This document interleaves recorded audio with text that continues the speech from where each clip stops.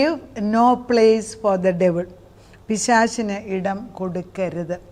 ഈ വർഷം തുടങ്ങിയപ്പം തൊട്ട് ദൈവ വാഗ്ദത്തങ്ങളും അനുഗ്രഹങ്ങളും ഒക്കെ ഇങ്ങനെ നിറപടിയായിട്ട് തരികയാണ്. അപ്പോൾ ഈ അനുഗ്രഹങ്ങൾ വരുമ്പോൾ അതിൻ്റെ കൂടെ പിശാചിൻ്റെ പ്രവർത്തനവും കൂടുതൽ വരും. അതുകൊണ്ട് അദ്ദേഹം പറയുന്നത് പിശാചിന് ഇടം കൊടുക്കരുത്. എല്ലാ ദിവസവും രാവിലെ എഴുന്നേൽക്കുമ്പോഴേ കർത്താവിന് സമർപ്പിച്ചു കൊടുക്കണം. കിടക്കുന്നതിന് മുമ്പ് അനലൈസ് ചെയ്യണം. ദൈവം നിനക്ക് വിധമില്ലാത്ത എന്തെങ്കിലും ചെയ്തിട്ടുണ്ടെങ്കിൽ ക്ഷമ ചോദിക്കണം. തിരിച്ചു കടന്നു വരിക. അതായത് ഭവനത്തിൽ നിന്ന് നമ്മൾ രാവിലെ ജോലിക്ക് പോയിട്ട് തിരിച്ച് വീട്ടിൽ കയറി വരണം. തിരിച്ച് വരുന്നില്ലെങ്കിലോ ശരിയല്ല. അങ്ങനെ പ്രയാസം കൊണ്ട് തിരിച്ചു വരാത്ത പുരുഷന്മാർ ഉണ്ടെങ്കിൽ അത് ഇറസ്പോൺസിബിലിറ്റിയാണ്. ഒരു ഭാര്യയുടെ ബലഹീനത മറന്നിട്ട് അവരെ സ്നേഹിക്കാനുള്ള പുതിയ ഹൃദയം നേടിയേ ഒക്കത്തുള്ളൂ. ആരും പെർഫെക്റ്റ് അല്ല, പക്ഷെ നമുക്ക് ക്ഷമിക്കണം. സൂര്യൻ അസ്തമിക്കുന്നതിന് മുൻപേ അങ്ങോട്ടും ഇങ്ങോട്ടും ക്ഷമിക്കുക തന്നെയല്ല, അവരുടെ ബലഹീനതയെ മറന്നിട്ട് അത് ഓവർകം ചെയ്യാൻ രണ്ട് സൈഡിലും, ഭാര്യയ്ക്കും ഭർത്താവിനും. ഭർത്താവിനോട് ദേഷ്യപ്പെട്ടിട്ട് ഭർത്താവ് മാറി നിൽക്കുന്നെങ്കിൽ വിനയപ്പെട്ട് ദൈവസന്നിധിയിൽ പ്രാർത്ഥിക്കണം. അവർ തിരിച്ചു വരുമ്പോൾ ആത്മാവ് വിശുദ്ധിയോടെ സ്വീകരിക്കാനുള്ള ചോദിച്ചു വാങ്ങിക്കണം. അതൊന്നും തന്നെ ഉണ്ടാകുന്നതല്ല. ഇന്നലെ തന്നെ കഴിഞ്ഞ ദിവസം ഒരാൾ എന്നോട് പറയുമായിരുന്നു, വളരെ പ്രധാനമായിട്ട് ഇൻഡിപെൻഡൻറ്റ് ചർച്ചിൽ വളരെ പ്രാധാന്യമുള്ള ഒരു പ്രസംഗിക്കുന്ന ഒരു പാസ്റ്റർ. അദ്ദേഹത്തിൻ്റെ ഭാര്യ വീട്ടിൽ ഒരു സ്വാതന്ത്ര്യമില്ല, അടിയും പിന്നെ ഇമോഷണലായിട്ട് നമ്മളെ ഇല്ലാതാക്കുന്ന പ്രവർത്തനമാണ്. ഭാര്യ എന്ന് പറയുന്ന ഒരു സ്ത്രീക്ക് ഒരു പദവിയില്ലാതെ അവർ ജീവിച്ച് മടുത്തു കഴിഞ്ഞിട്ട് 60-65 വയസ്സായ സ്ത്രീയാന്ന് പറയണം. അപ്പോൾ ഇത്രയും നാളും ആ മനുഷ്യൻ്റെ കൂടെ അവർ നിന്നത് മക്കളെ ഓർത്ത് മാത്രം. പക്ഷേ ഈ ഭർത്താവിൻ്റെ സംസാരം കൊണ്ട് മക്കൾ അമ്മയ്ക്കെതിരാണ്.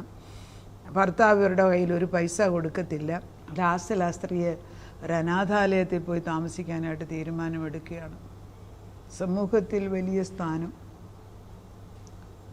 മറ്റുള്ളവരുടെ മുമ്പിൽ സ്റ്റേജിലിരിക്കുന്ന പദവി, പക്ഷേ വീട്ടിൽ ഭാര്യ വളരെ ഗതികെട്ട അവസ്ഥയിൽ ഒരു അനാഥാലയത്തിൽ പോകണം. അപ്പോൾ ആ ഭർത്താവ് എതിര്, മക്കളെതിര്, 2 മക്കൾ. എന്ത് ചെയ്യണം അങ്ങനെയുള്ള സാഹചര്യങ്ങൾ? പറയും, എന്ത് ചെയ്യണം? എവിടെയാണ് നമ്മൾ വചനം പറഞ്ഞിട്ട് അത് ഭവനത്തിൽ അത് എത്തിക്കാൻ ഒക്കുന്നില്ലെങ്കിൽ കമന്നു കിടന്ന് പ്രാർത്ഥിച്ച് അത് നേടിയെടുക്കണം. നമ്മുടെ ഹൃദയം ശുദ്ധമാക്കണം. അത് ദൈവത്തോട് പറയണം. പലപ്പോഴും ഈ വർഷം തുടങ്ങുമ്പോൾ ആരോടെങ്കിലും നമുക്ക് വിദ്വേഷം ഉണ്ടെങ്കിൽ അത് ക്ഷമിക്കാൻ പ്രാർത്ഥിക്കണം. പിന്നെ ഇതൊക്കെ പറഞ്ഞാൽ ചിലപ്പം മറ്റേ സൈഡ് ശരിയാകുന്നില്ല, അത് ദൈവത്തിന് വിട്ടുകൊടുക്കുക. പക്ഷേ നമ്മളവരെ അനുഗ്രഹിച്ച് പ്രാർത്ഥിച്ചുകൊണ്ടേയിരിക്കുക, അല്ല ഒന്നും ചെയ്യാനൊക്കത്തില്ല.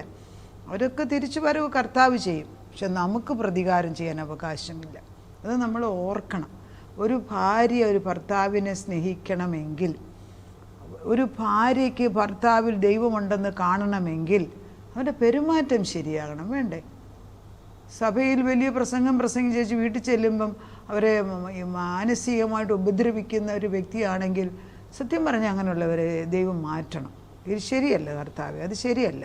ഞാൻ അങ്ങനെ തന്നെ പ്രാർത്ഥിക്കുക. ഒരിക്കലും അത് ശരിയല്ല. വചനത്തിലോട്ട് കടന്നു വരട്ടെ. Avoid strife.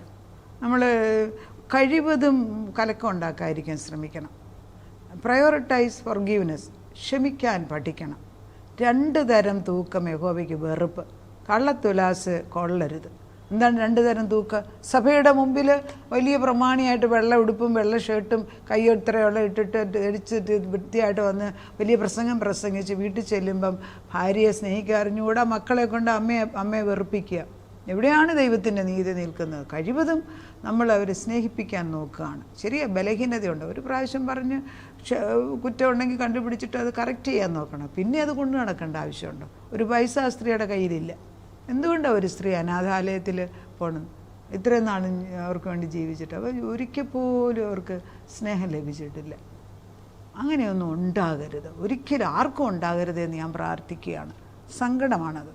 അനുഭവങ്ങളുടെ വെളിച്ചങ്ങൾ ചിലപ്പം വിളിച്ചു പറയണം. ഈ ഹെബ്രായ ലേഖനം 13:17 വാക്യം, നിങ്ങളെ നടത്തുന്നവരെ അനുസരിച്ച് കീഴടങ്ങിയിരിപ്പീൻ. ഉണ്ടോ? അങ്ങോട്ടും ഇങ്ങോട്ടും ഒരു വിധേയത്വം ചോദിക്കുകയാണ് ഇവിടെ. നിങ്ങളെ നടത്തുന്നവരെ അനുസരിച്ച് കീഴടങ്ങിയിരിപ്പീൻ. അവർ കണക്ക് ബോധിപ്പിക്കേണ്ടുന്നവരാകിയാൽ നിങ്ങളുടെ ആത്മാക്കൾക്ക് വേണ്ടി ജാഗരിച്ചിരിക്കുന്നു. അവർ കണക്ക് ബോധിപ്പിക്കേണ്ടുന്നവരാകിയാൽ നിങ്ങളുടെ ആത്മാക്കൾക്ക് വേണ്ടി. അതായത് നമ്മുടെ ഒരു സഭയുടെ മുമ്പിൽ നിൽക്കുന്ന അച്ഛനോ അല്ലെങ്കിൽ പാസ്റ്ററോ അല്ലെങ്കിൽ അതിന് മുൻപിൽ നിൽക്കുന്ന ഉപദേശം കൊടുക്കുന്നവരോ അവിടെയുള്ള ആളുകൾക്ക് കണക്ക് കൊടുക്കണം. എത്ര ആടുകൾ, 10 ആടുകളെ ദൈവം ഏൽപ്പിച്ചിട്ടുണ്ടെങ്കിൽ 100 ആടിനെ ഏൽപ്പിച്ചിട്ടുണ്ടെങ്കിൽ 100 ആടിനോട് എന്തേന്ന് ദൈവം തമ്പുരാൻ ചോദിക്കും, കണക്ക് ചോദിക്കും. ഒരാൾ പോലും നഷ്ടപ്പെടരുതെന്ന് ദൈവം ആഗ്രഹിക്കുന്നു. ഒത്തിരി പേരെ ഏൽപ്പിച്ചില്ലല്ലോ. 25 പേര് 40 പേരുള്ള ചെറിയ സഭകളിൽ ഇപ്പോൾ തുടക്കം. അത് കഴിഞ്ഞിട്ട് വലിയ ആളാകുമ്പോഴത്തേക്ക് നമ്മൾ വീട്ടിലുള്ളവരെ വെറുപ്പിച്ചിട്ട് നമ്മുടെ വീട്ടിനകത്ത് പിശാച് കളിക്കുക എന്ന് പറഞ്ഞാൽ ഒരിക്കലും അത് ശരിയല്ല. എവിടെയാണ് പിന്നെ നമ്മുടെ പ്രസംഗത്തിൻ്റെ വില? അതുപോലെ തന്നെ അത് അവർ ഞരങ്ങിക്കൊണ്ടല്ല, നമ്മളെ നോക്കുന്ന അധികാരികൾ ഞരങ്ങിക്കൊണ്ടല്ല, സന്തോഷത്തോടെ ചെയ്യുവാൻ ഇടവരുത്തുവീൻ. നമ്മളതിന് പരിശ്രമിക്കണം. അവർക്കൊരു ഭാരമുണ്ടാകാത്ത വിധത്തിൽ നമ്മളെ തന്നെ സൂക്ഷിക്കണം. അവർക്ക് പ്രശ്നം ഉണ്ടാകാത്ത വിധത്തിൽ നമ്മൾ അവർക്ക് വേണ്ടി പ്രാർത്ഥിക്കണം. അല്ല ബലഹീനത, ഞാൻ അധികാരികളിൽ, നമ്മളൊരു സ്ത്രീ ആയതുകൊണ്ട് നമ്മുടെ സഭകളിൽ മുൻപോട്ട് കയറാൻ ഒക്കത്തില്ല, അതൊരു വലിയ സത്യമാണ്. പക്ഷേ ദൈവം നിർത്തിയെടുത്ത് നിർക്കുകയാണ് ഉറച്ച്. ഒരു സമയത്ത് ദൈവം ഓണർ ചെയ്യും. അത് ദൈവത്തിൻ്റെ വിശ്വസ്തത, അത് ആവശ്യത്തിൻ്റെ കാര്യം. പക്ഷെ അത് പറഞ്ഞ് നമ്മുടെ മേളിലിരിക്കുന്നവരോട് നമുക്ക് അത് വിധേയത ഇല്ല എന്ന് പറയാനൊക്കത്തില്ല. They are placed by God. അത് മാനിക്കാൻ പഠിക്കണം നമ്മൾ. അവരെ മാനിക്കാൻ, അവർക്ക് മാനം കൊടുക്കാൻ തക്കണം. അല്ലാഞ്ഞാൽ നിങ്ങൾക്ക് നന്നല്ല. അപ്പം ഈ എബ്രായ ലേഖനം 13:17 പറയുന്നത് നമുക്കെല്ലാവർക്കും ഒരു ചർച്ചോ അല്ലെങ്കിൽ ഒരു സഭയോ ഉണ്ടായിരിക്കണം. അതിനൊരു മാസ്റ്ററുണ്ട് അല്ലെങ്കിൽ ഒരു ഷെപ്പേർഡുണ്ട്. എന്നിട്ട് അവർ നന്നായിട്ട് ജീവിക്കണമെങ്കിൽ നമ്മുടെ പ്രാർത്ഥന ആവശ്യമുണ്ട്. പലപ്പോഴും ഞാൻ കണ്ടിട്ടുണ്ട്. എൻ്റെ അമ്മ ജീവിച്ചിരുന്ന കാലത്ത് ഞാൻ പുത്തങ്കാവ് പള്ളിയിലെ ഓർത്തഡോക്സ് പള്ളിയിൽ നിന്നാണ് ഞാനിപ്പം അവിടെയല്ല.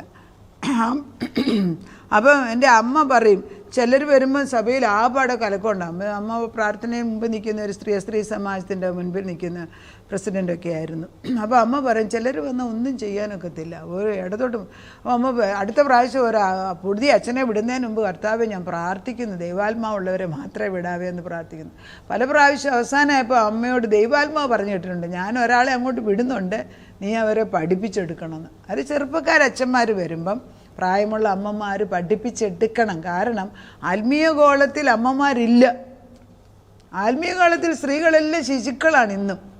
അവരെ ഒന്ന് മുൻപോട്ട് വിടാൻ ആരും സമ്മതിക്കത്തില്ല. കാരണം ഇവർക്ക് ഈ സ്ത്രീകൾക്ക് ആത്മീയ ഗോളത്തിൽ മെച്യൂരിറ്റി വരുന്നതാണ് ഒരു സഭയുടെ വലിയതായിട്ടുള്ള നടുന്തൂണായിട്ട് നിൽക്കേണ്ടിയവർ ഇല്ലേ. നിൻ്റെ അമ്മയും നിൻ്റെ വല്യമ്മയിലുള്ള വിശ്വാസം നിന്നിലേക്കെന്നാ തിമോത്തിയെക്കുറിച്ച് പറഞ്ഞത് ഇല്ലേ. അതൊക്കെ മാനിക്കണം. അവിടെ മാനം വേണം. നമ്മൾ മറ്റുള്ളവർ നമ്മളെ മേളിൽ വെച്ചിരിക്കുന്നവരെ മാനിക്കുക. ഇതൊക്കെ നിർബന്ധമായിട്ടും ദൈവം പറഞ്ഞിരിക്കുന്ന കമാൻഡ്സാണ്. ഇതൊന്നും നമുക്ക് എടുത്ത് ലാഘവമായിട്ട് ഉപയോഗിക്കാൻ ഒരിക്കലും അർഹതയില്ല. ദൈവം പറയുന്നത് ചെയ്യണം. അതുപോലെ തന്നെ മനുഷ്യൻ്റെ ആത്മാവ് യഹോവയുടെ ദീപമാണ്. അത് ഉദരത്തിൻ്റെ അറകളെ ശോധന ചെയ്യുന്നുണ്ടാ. That the lamp of God searches the spirit of man, it searches his inmost being. നിൻ്റെ ആത്മാവിലേക്ക് ഈ വെളിച്ചം, അതാണ് നിൻ്റെ ആത്മാവ് ദൈവത്തിൻ്റെ ദീപമായിട്ട് നിൽക്കേണ്ടതാണ്. അത് പരിശുദ്ധാത്മാവിൻ്റെ തീ വരുമ്പോൾ ഈ ആത്മാവ് പുറത്തോട്ട് വരണം. പരിശുദ്ധാത്മാവിൽ നമ്മൾ നിറയുമ്പോഴാണ് ഈ ആത്മാവിൻ്റെ പ്രകാശം പുറത്ത് വരുന്നത്. അല്ലെങ്കിൽ ഇത് പുറത്തോട്ട് വരില്ല. ഒരു പ്രാവ് ഒരു ശിശുവിനെ പോലെ ഉള്ളിലിരിക്കുന്നതുകൊണ്ട് ശരിയാ, ക്രിസ്ത്യാനിയാണ്, വിശ്വസിക്കുന്നു, ദൈവത്തെ അറിയുന്നു, സ്വർഗത്തിലൊക്കെ കയറിപ്പോവും. പക്ഷേ there is no glory because of your life here on earth. ആഗ്രഹിക്കുക. ഞാൻ ആഗ്രഹിട്ട് തരികയാണ്. Maintain clear relationship. അതുകൊണ്ട് എപ്പോഴും ഒരു വ്യക്തികളോട് ഇടപെടുന്നുണ്ട്. ഞാൻ സ്ത്രീകളെക്കുറിച്ച് പറയുകയാണ്. സ്ത്രീകൾ ഏതൊരു പുരുഷൻ്റെ അടുക്കൽ പോകുന്നതിന് 2 പേരും ഒന്നിച്ചേ പോകാം. ഒരാൾ തന്നെ പോകരുത്. ഏത് പ്രായം ആയിക്കോട്ടെ. കൊച്ചു പിള്ളേരെ ആരുടെ അടുക്കൽ തന്നെ വിടരുത്. ഇതൊക്കെ നിബന്ധനകൾ നിർബന്ധമായിട്ടും നമ്മൾ അറിഞ്ഞിരിക്കണം. എവിടെയാണ് ഒരു സ്ലീപ്പ് ഓവർ ചെയ്യുന്നത്, യു ഷുഡ് ബി വാച്ചിങ്. ഒന്നിച്ച് പാർട്ടിക്ക് ദർ ഷുഡ് ബി എ ഷാപ്പറോൺ. ഒരാൾ അവരെ വാച്ച് ചെയ്യാൻ വേണം. ഇതൊക്കെ നിർബന്ധമാണ്. ഇവിടെയെങ്ങും അത്രയില്ല. പുറമെ രാജ്യങ്ങളിൽ വളരെ നിർബന്ധമായിട്ട് ഇത് ചെയ്യാറുണ്ട്. ചെയ്തില്ലെങ്കിൽ അതിൻ്റെ പ്രശ്നമുണ്ട്. അപ്പോൾ നോ ആങ്സൈറ്റി, കൺഫ്യൂഷൻ നമ്മുടെ ഹൃദയത്തിൽ. അതായത് നിൻ്റെ മനസ്സിനെ ഞാൻ എപ്പോഴും സ്ട്രോങ് ആയിട്ട് വെക്കണം. അതിനകത്തൊരു കൺഫ്യൂഷനും വെപ്രാളം ഉണ്ടാക്കരുത്. നിൻ്റെ സമാധാനത്തിനെ ഇല്ലാതാക്കുന്ന ഒന്നിലും നീ ഇടപെടരുത്. അതുകൊണ്ടാണ് എഫെസ്യർക്ക് എഴുതിയ ലേഖനം 4:27 പറയുന്നത്, പിശാചിനിടം കൊട്ടുക്കരുത്. അത് വളരെ പ്രധാനം. Give no place to the devil, release people quickly, no impulsive spending. അതായത് നമ്മൾ ഒരാൾ എന്തെങ്കിലും പണകരമായ പണത്തിൻ്റെ കാര്യത്തിലായിരിക്കുക, അല്ലെങ്കിൽ ചെറിയ കാര്യത്തിൽ നമ്മൾ വഴക്കുണ്ടാക്കിയെന്നിരിക്കട്ടെ, ഉടനെ തന്നെ നമ്മൾ അവരോട് വാശി പിടിച്ചുകൊണ്ടിരിക്കാതെ അവരെ അങ്ങ് റിലീസ് ചെയ്യണം. Let them go. അത് അവർ കൊണ്ടുവരിക പിടിക്കുക, എന്തെങ്കിലും ചെയ്യട്ടെ. എഫെസ്യർ എഴുതിയ 4:27 ഇങ്ങനെയാണ് വായിക്കുന്നത്: പിശാചിനിടം കൊടുക്കരുത്, കള്ളൻ ഇനി കക്കാതെ മുട്ടുള്ളവന് ദാനം ചെയ്യുവാൻ ഉണ്ടാകേണ്ടതിന് കൈകൊണ്ട് നല്ലത് പ്രവർത്തിച്ച് അധ്വാനിക്കത്രേ ചെയ്യാവൂ. കോപിച്ചാൽ പാപം ചെയ്യാതിരിപ്പീൻ, സൂര്യൻ അസ്തമിക്കുവോളം നിങ്ങൾ കോപം വെച്ചുകൊണ്ടിരിക്കരുത്. എഫേഷ്യൻസ് 4:26. കോപം എന്ന് പറയുന്നത് അത് വെച്ചുകൊണ്ടിരിക്കും തോറും അത് വർദ്ധിച്ചുകൊണ്ടിരിക്കും. ഇതിങ്ങനെ സ്നോബോൾ പോലെയാണ്, അതിങ്ങനെ വലുതായി പിന്നെ മനുഷ്യൻ കോപത്തിൻ്റെ അടിമയാണ്. ഈ ദേഷ്യമുള്ള പ്രാസംഗികരുണ്ട്, എത്ര പേരെ എനിക്കറിയാം. സൗദി വെച്ച് ഒരു ഫ്രണ്ട് വന്നിച്ച് പറയും, വലിയ പ്രസംഗിയാണ് അദ്ദേഹം, നല്ല പ്രസംഗമൊക്കെ പ്രസംഗിക്കും, ഇൻഡിപെൻഡൻറ്റ് ചർച്ച്.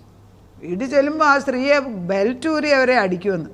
അതൊക്കെ കേൾക്കുമ്പോൾ ഞാൻ പറയും, എന്ത് പ്രജനമായി ഇവർ പറയുന്നതെന്ന് എനിക്ക് അറിഞ്ഞുകൂടാ. അതൊന്നും ശരിയല്ല, തെറ്റെന്ന് പറയാനുണ്ട്. ഇന്ന് നമ്മുടെ കൂടെ വന്ന് പ്രാർത്ഥിച്ച് എൻ്റെ ഒരു ഫ്രണ്ടായിരുന്നു, എൻ്റെ ഫ്രണ്ടിൻ്റെ ഫ്രണ്ട്. അവർ പിന്നെ ആശ്വസിപ്പിക്കുന്ന വചനമൊക്കെ പറഞ്ഞു, പിന്നെ അയാൾക്ക് മര്യാദ വന്നെന്ന് തോന്നുന്നു. പിന്നെ അതുപോലെ തന്നെ സേവ് അഗ്രസീവ്ലി, അതായത് ഉള്ളതിൽ കൂടുതൽ ചിലവാക്കാൻ പഠിക്കരുത്. ഉള്ളതിനകത്തുനിന്ന് അല്പം മാറ്റി വെച്ച് സേവ് ചെയ്യാൻ പഠിക്കണം. അത് നിർബന്ധമാണ്. എല്ലാം നൂർത്തടിച്ച് എൻ്റെ സുഖത്തിന് വേണ്ടി കളയാതെ കുറേശ്ശെയായിട്ട് സൂക്ഷിച്ചു വെച്ചാൽ വയസ്സുകാലമാകുമ്പോൾ അത്യാവശ്യത്തിനുള്ള ദൈവം തരും. വല്ലവൻ്റെ മുമ്പിൽ പ്രായം ചെല്ലുമ്പോൾ നിവൃത്തിയില്ലാത്തവൻ കൈ നീട്ടുന്ന അവസ്ഥ ഒരു വിശ്വാസിക്ക് ഉണ്ടാകരുത്. ഒരു അമ്മയാണെങ്കിൽ അവരുടെ മക്കൾ അല്ലെങ്കിൽ ഭർത്താവ് ആ സ്ത്രീയുടെ പേരിൽ അല്പമെങ്കിലും ഒരു സെക്യൂരിറ്റി ആയിട്ട് എന്തെങ്കിലും ഇട്ട് കൊടുക്കണം. അപ്പനാണെങ്കിൽ അപ്പൻ അത് ചെയ്തിരിക്കണം. മക്കളാണെങ്കിൽ മക്കൾക്ക് വേണ്ടി അപ്പനമ്മമാർ സ്വരൂപിക്കാവുന്ന സമയത്തൊക്കുമെങ്കിൽ സ്വരൂപിച്ച് വെക്കണം. ഇതിനൊക്കെ ഓപ്പോസിറ്റ് സൈഡും ഉണ്ട്, ഇല്ലെന്ന് ഞാൻ പറയുന്നില്ല. പക്ഷേ ദൈവത്തിൻ്റെ ആത്മാവ് വരുമ്പോൾ അതെങ്ങനെയാണ് ചെയ്യേണ്ടതെന്ന് പഠിപ്പിക്കും. എന്നാൽ ദൂർത്തടിക്കാൻ വേണ്ടിയല്ല, നമുക്കുള്ളതിൻ്റെ ഒരു അംശം മാറ്റി വെച്ചാൽ കുഞ്ഞുങ്ങൾക്കത് പ്രയോജനമാകും. എല്ലാം ദൂർത്തടിച്ച് കടവും വാങ്ങിച്ചു, ഒരല്പം കടം വാങ്ങിക്കുന്നതായിരിക്കും, പക്ഷെ അത് ഇൻട്രസ്റ്റ് കൂടി എത്ര ദുരിതത്തിലാണ് മനുഷ്യർ ജീവിക്കുന്നത്. അവരോട് ആരും ഉപദേശിച്ചു കൊടുത്തിട്ടില്ല. ഒരു വീട് പണിയാൻ നമ്മൾ 1 ലക്ഷം രൂപ വാടക കടമെടുത്തെന്നിരിക്കട്ടെ, പിന്നെ അതിൻ്റെ മേലുള്ള പലിശ കൂടിയിട്ട് മനുഷ്യൻ ജീവൻ ഒടുക്കേണ്ടി വരും. ആ ഗതികേട് വരല്ലേ. Invest in personal learning, be diligent in knowing your flock. അതായത് വ്യക്തിപരമായിട്ട് കൂടുതൽ പഠിക്കാൻ ആഗ്രഹിക്കണം. വ്യക്തിപരമായിട്ട് ബുദ്ധിപരമായിട്ടും ക്രിയേറ്റീവായിട്ടും ചെയ്യാനുള്ള കഴിവുകൾ നമ്മൾ ഉണ്ടാക്കിയെടുക്കണം. അത് ഞാൻ ഇംഗ്ലണ്ടിൽ പോയപ്പോൾ ഞാൻ കണ്ട ഒരു സ്ഥിതി, പ്രായമുള്ളവർക്ക് വേണ്ടി പ്രത്യേക ക്ലാസ്സുകളുണ്ട് അവിടെ. അതിന് ഗവൺമെൻറ് നടത്തുന്നത്, അതിന് കാശൊന്നും കൊടുക്കണ്ട. ചിലപ്പം ഭാഷ പഠിക്കാനായിരിക്കും, ചിലപ്പോൾ സ്പീച്ച് പഠിക്കാൻ, ചിലപ്പോൾ പാട്ട് പഠിക്കാനായിരിക്കും, ഇൻസ്ട്രുമെൻറ്റ് വേറെ വല്ല ട്രേഡ് പഠിപ്പിക്കാനായിരിക്കും. അതൊക്കെ ഉണ്ട് അവിടെ. അത് നമുക്ക് ചൂസ് ചെയ്യാം. നമ്മുടെ ഇവിടെ ഒന്നും അതില്ല. പക്ഷേ അതൊരു അനുഗ്രഹമാണ്.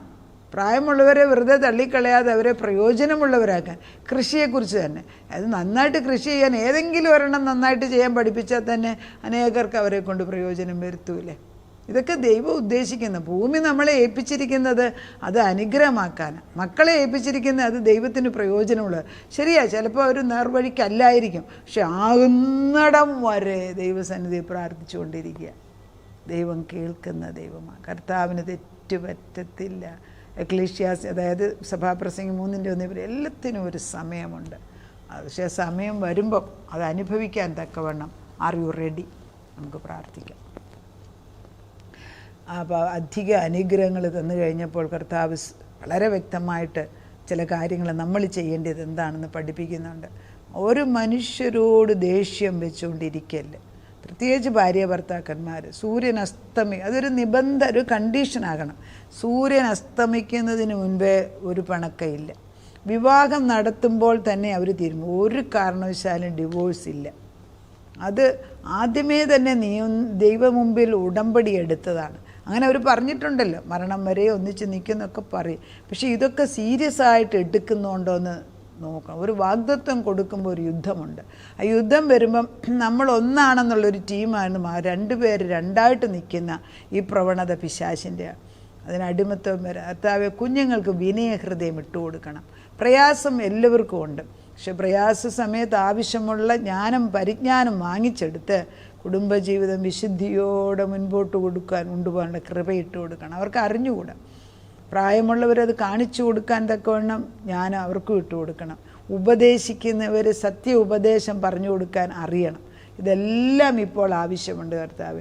പണസംബന്ധമായ കാര്യങ്ങളിൽ എങ്ങനെയാണ് നീതിയോടെ പൈസ ഉണ്ടാക്കേണ്ടതെന്ന്, എങ്ങനെയാണ് അധ്വാനിക്കുന്നതിനകത്ത് ഒരംശം മാറ്റിവെക്കേണ്ടതെന്ന് കുഞ്ഞുങ്ങളെ പഠിപ്പിക്കണം. ഉള്ളതിൽ കൂടുതൽ ചിലവാക്കുന്ന ഒരു സ്വഭാവം. പുറം രാജ്യങ്ങളിൽ ജോലി ചെയ്ത് ഒരു ഹോളിഡേക്ക് പോയത് മുഴുവനും ഇല്ലാതാക്കും. പിന്നെ ഒന്നും ഇല്ല അവരുടെ കയ്യിൽ. കുഞ്ഞുങ്ങളുടെ പഠിത്തം വരുമ്പോൾ ആകെ കൂടെ പ്രയാസം. ഇങ്ങനെയുള്ള സാഹചര്യം വരാതെ കുഞ്ഞുങ്ങൾക്ക് നല്ല ബുദ്ധി, ഇവിടെയുള്ളവർക്കും അതുപോലെ തന്നെ കർത്താവേ, ഞങ്ങൾ നിന്നോട് അപേക്ഷിക്കുകയാണ് ജ്ഞാനവും പരിജ്ഞാനവും കൊടുക്കാൻ. Strategic helpers. ദൈവം ഒരു ഉപദേശം കൊടുക്കാൻ ആളിനെ അയക്കുമ്പോൾ അവരെ സ്വീകരിക്കാൻ പറ്റിയ ആത്മാവും വിനയം കൊടുക്കണം. അങ്ങനെ നേർവഴിക്ക് നല്ല നിലത്ത് നല്ല വിത്ത് ഇട്ട് 100 മേനിയാക്കി എടുക്കാൻ ഞങ്ങളുടെ കുഞ്ഞുങ്ങളെയും ഞങ്ങളെയും പഠിപ്പിക്കണമേ. അതിനത് ഈ വർഷം ചെയ്തേ ഒക്കത്തുള്ളൂ. 2026 അനുഗ്രഹത്തിൻ്റെ, സമൃദ്ധിയുടെ, വ്യക്തിപരമായ വളർച്ചയുടെ, കുടുംബപരമായ സമാധാനത്തിൻ്റെ, സന്തോഷത്തിൻ്റെ വർഷമാക്കി മാറ്റിത്തരണമേ. അവിടുന്ന് പ്രാർത്ഥന കേട്ട് ഉത്തരം തന്നതിന് നന്ദി. യേശു ക്രിസ്തുവിൻ്റെ പുണ്യനാമത്തിൽ തന്നെ. ആമേൻ.